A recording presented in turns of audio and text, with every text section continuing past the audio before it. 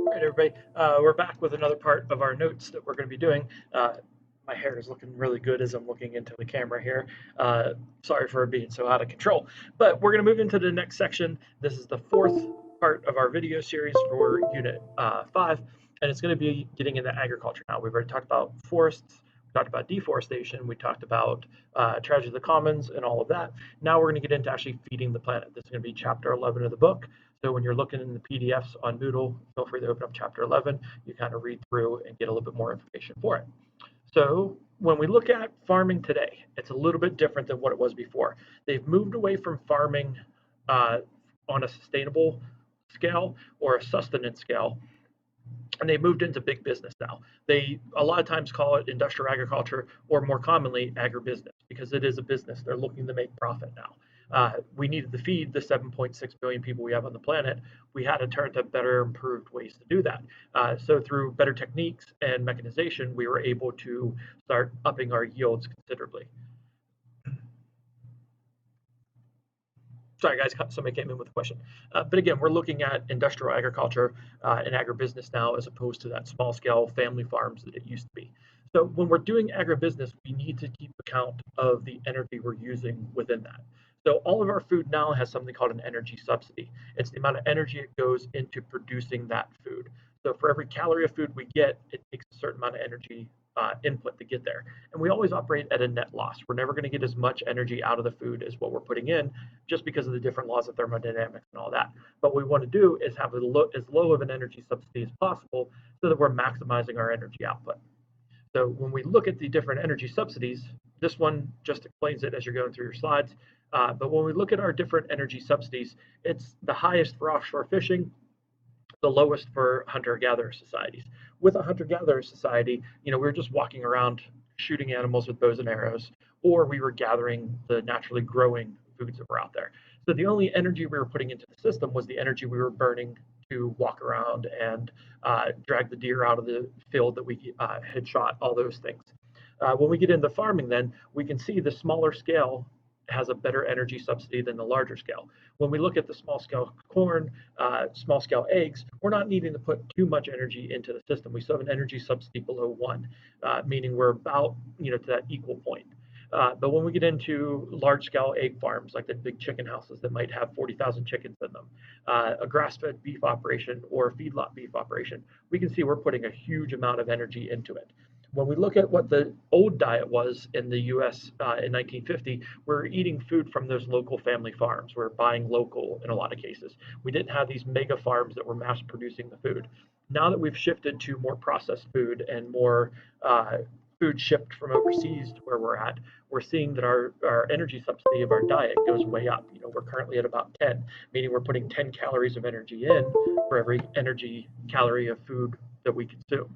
So if you're eating 300 calories of food at a meal, now it's taken 3,000 calories to produce that 300 calorie dinner. So I'm trying to get my little board here to work. It doesn't seem to be cooperating. So let's see how to get this to work. There it is. Now let's see if we can keep this going. So again, energy subsidy is important just because that energy has to come from somewhere, and most of that energy is fossil fuel energy. Anytime we're burning fossil fuels, it's putting carbon dioxide up into the atmosphere, other pollutants, and it has impacts globally because, again, we're using that shared common resource of the planet. So we said we improved our farming methods. We have a few different farming methods we use to practice this agribusiness. The first one is tilling agriculture. This is what you're used to seeing. This is more the traditional farming that you know of.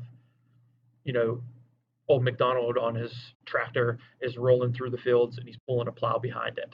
So he's turning the soil over every year and fluffing up the dirt every year. That's tilling agriculture. There's going to be negative environmental effects of that. So what we've gone to is a different type of agriculture called no-till agriculture. This is much more environmentally friendly, and we'll get to the environmental effects of these in a little bit, but it's much more environmentally friendly to practice no-till agriculture. But again, we didn't have the technology until recently to be able to do that. In the impoverished world, the less economically developed countries, sorry, they're going to practice slash and burn. Let me get a drink. slash and burn agriculture is a little bit problematic because, again, anytime you're burning biomass, you're going to be putting carbon dioxide. That carbon that was trapped within the trees and the plants is now being released as carbon dioxide up into the sky as we're burning it. In addition, any pollutants that would be trapped in there, say that that plant absorbs some metal ions as it was growing, those metals have the potential to go out to the environment in the ash and all that. But the reason why they burn it is because most of the time where they practice this, we have low nutrient soil. They're doing this in the rainforest. They're doing this in areas that the soil is just not conducive to farming. So they need to add nutrients somehow. It's in a less economically developed country, so they can't afford to go out and buy fertilizer. So what they do is they slash all the vegetation, they burn it. That ash then has lots of nutrients that go into the soil. Now they can farm and it supports plant growth. The problem with that is we started with a low nutrient soil. We're adding just a few nutrients in. The soil is going to become depleted very quickly. So it's a continual cycle of cutting more down, burning more, replanting, cutting more down, burning, replanting, cutting more down, burning, replanting.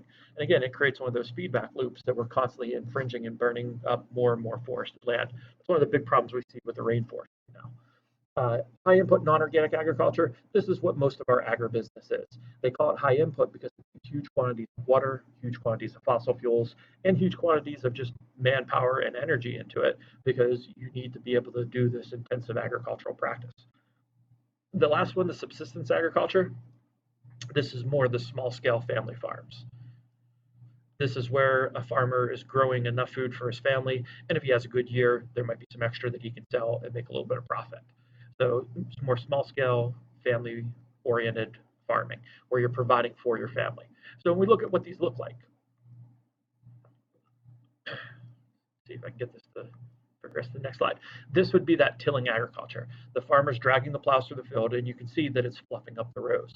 That they're going to do that consistently. The reason why this is more environmentally impactful, when we leave ground cover, last year's crop residue on the ground, that slows down the impact of the raindrops. So now we don't have as much erosion happening. Anytime we can leave soil covered, it's better for the environment because it reduces erosion rates. In addition, all the gases that were trapped underground are being released as we're plowing up that soil. So any decomposition that happened that produced methane or carbon dioxide, now those gases escape up into the sky. So not only do we have the CO2 coming out of the tractor, but we also have the CO2 coming out of the soil that normally would have been trapped there for extended periods of time if we weren't tilling. Would be a method of slash and burn. Again, they're cutting down the forest, burning up all the vegetation, and again, they're choosing to burn the vegetation because that's what's giving it its nutrients. And you can see it just decimates the ecosystem. Within a couple years, this farmland's not going to be usable anymore. Nutrients will be too depleted, so they'll have to cut down another tract of forest. And again, it just keeps on infringing more and more on the forested land. This would be that subsistence agriculture. And if you think back to class, again, I like to think that this was, I forget what I gave them names of. I think it was Joe and I don't know, we'll call her Jolene. All right, Joe and Jolene own this little farm. It's a plot of land that's enough to feed their families, and it could be completely sustainable agriculture, which is healthy for the environment. But they're growing just enough to feed the two of them. And then if they have a good year where there's a surplus of vegetables, they'll sell those off at the market, make a little bit of money. Then they can buy their nice jacket and their dresses and things like that. It's a really environmentally friendly way to practice agriculture, but it doesn't meet the demands placed us on farming from a societal standpoint. Again, we need to take that linear growth of agriculture and change it to match our exponential growth of population. So the sustainable agricultural method really doesn't have enough farmland available to us to do this. We needed to find some large scale way to farm. And that's where we got to our mega farms that we have today. Right? This would be more the industrialized agriculture. They practice that no-till farming now. You can see the residue from last year's crops are still on the ground. That's helping to reduce erosion. As they decay and rot then throughout the season, they're releasing nutrients back into the soil, and it's a slow and steady release of nutrients. So, the modern way of farming, it's bad from a water usage standpoint, bad from a fossil fuel usage standpoint, but we're doing a lot of really good things to increase our yields as well. That's how we're able to feed the 7.6 billion people on our planet fairly efficiently. Again, this slide is a super, super important slide. It says Mother Earth knows, but she's not tilling. This is all relating to no-till agriculture. When we do no-till agriculture, we get huge amounts of benefit. We keep that healthy topsoil layer and include an over-horizon to it because now we have organic material rotting and decomposing. You can see that there's worms and different microorganisms in here, so it's a really, really healthy soil profile. We'd also have that reduced runoff because now the water is able to slowly seep in as opposed to just rushing over the surface. When we till the soil, you can see the microbial activity is super high because we have lots of access to air to them. Anytime you have lots of air, the bacteria are going to be just rampant and running really fast. So that CO2 they're producing and the methane they're producing is going to go straight up into the sky, and that's both are greenhouse gases. It's going to impact that. In addition, as the water runs off, it washes those smaller particles away and compacts the soil down. As we compact the soil, now it's harder for plants to poke up through and grow. So we lose that natural soil structure that plants are dependent on to be able to germinate and grow and poke through the surface. If we do it as no-till, we have that healthy, fluffy soil profile always. Okay, so we said we needed to find a way to feed our 7.6 billion people on the planet. We did that in the late 50s, early 60s through something called the Green Revolution. We needed to find a way to increase our yields considerably. And a yield is just the amount of crop produced per unit of land. Usually we look at the crops produced on an acre of property. And we were able to increase that greatly through different management techniques. We were able to shift to no-till agriculture. We knew that we needed to use terrace farming or contour planting so that we reduced our erosion rates. The techniques are all about reducing soil damage. So we reduced erosion.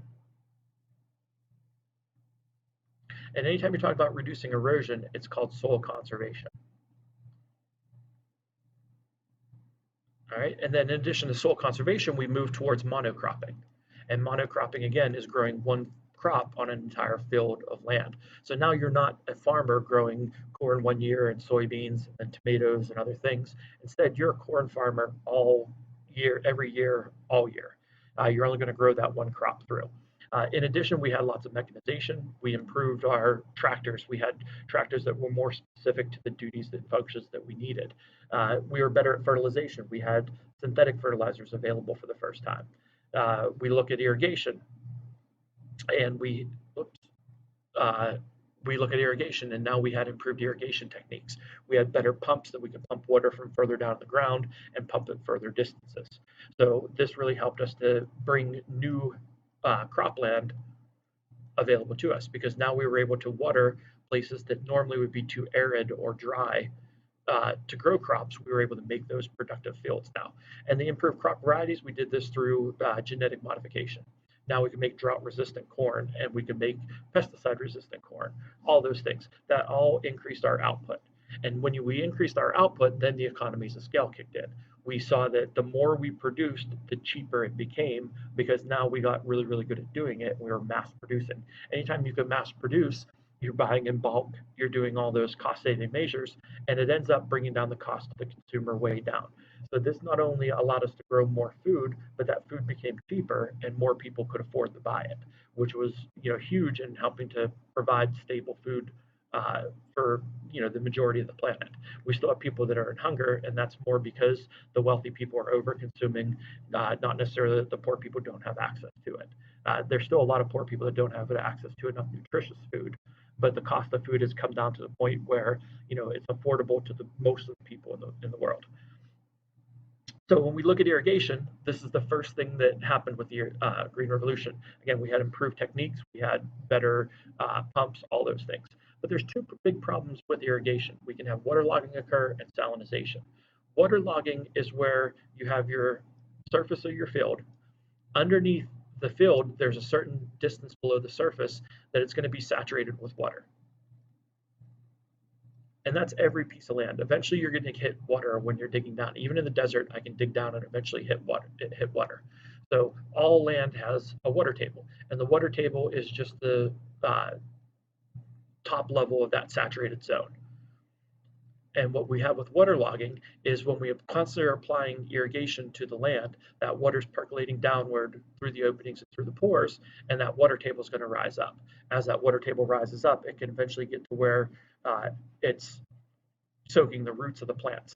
If the roots are soaked with water and they're constantly exposed to water, they can't get the oxygen into their plant bodies that they need to process and grow. They can't absorb carbon dioxide, they can't absorb oxygen, and the roots begin to starve themselves and they rot away. Second problem that can happen is salinization. And salinization, we did that whole lab on with the seeds that we grew in different salt concentrations. So if I'm looking at a picture of a field from above, this would be like me looking down on it. I apply the irrigation water. So I'm going to water this field, and eventually that water is going to evaporate off. So the water goes away. So again, I irrigate it, it's soaking into the ground. The stuff that doesn't soak in is going to evaporate off. But the problem is, it's not just water that I'm putting onto the field. In addition to the water, I'm also having salts that are dissolved in that water. So when the water evaporates away, the salts are left behind and becoming part of the soil. Plants need a little bit of those minerals that are in salt, but they don't need them in large quantities. So the first time I apply the irrigation water, it might look like this. Water evaporates away, leaves those salts behind. Eventually, it's going to get to the point where I've irrigated it so much, and there's been so much evaporation and depositing of those salts that the salt concentration increases greatly. And I get to the point where I have so much salt that now the seed germination and the seed growth is impacted. So here, I'm going to have no growth or stunted growth, where it just doesn't grow enough. That's when salinization became a problem. Over here, where I'm not irrigating, I don't have that salt problem, so I have good growth. So the more irrigation farmers are using, the more problems they have with the salinization process, because those salts, again, they naturally occur within the water that we're applying to the fields. So again, this picture here is showing that as the water goes in, there's those little salts that are dissolved into it. Those hit the soil, they soak down into the ground. As they soak down in, the soil filters those salts out and leaves them trapped within the dirt. The evaporation happens, and it's only the water that evaporates off. The salts get left behind as well. So over time, we get a huge increase in salt concentration of the soil. The plants are starting to be affected by that, and then it ends up killing them off. Again, if you think back to the Roman days, the Romans used to salt agricultural fields of their enemies because then that kept them from growing crops, and it kept them from inhabiting the areas, because once you couldn't grow crops, you couldn't feed your population, and your population died. They would then revolt against the Romans, and it was easier to overtake them. So one thing that farmers try to do is they try to mitigate the effects of the salinization by over applying irrigation water. If they over apply the irrigation water, those salts then will leach down to a point where they're no longer affecting the roots. The problem with over applying the irrigation water to keep those roots from being affected by the salt is that it can potentially lead to waterlogging. If it waterlogs, now those roots aren't able to diffuse and effuse gases into and out of them. Those gases are vital to the plants growing. They need to be able to take carbon dioxide in, not just from the leaves, but from the roots as well. They need to be able to take oxygen in as well, because again, both of those compounds are needed by the plants. If they're waterlogged, now they don't have the ability to do that. The roots start to rot, and the plants will die. So we'll get into the specifics of irrigation in our next video. We're going to stop there, and you guys can pick up with the next one on the various types of irrigation.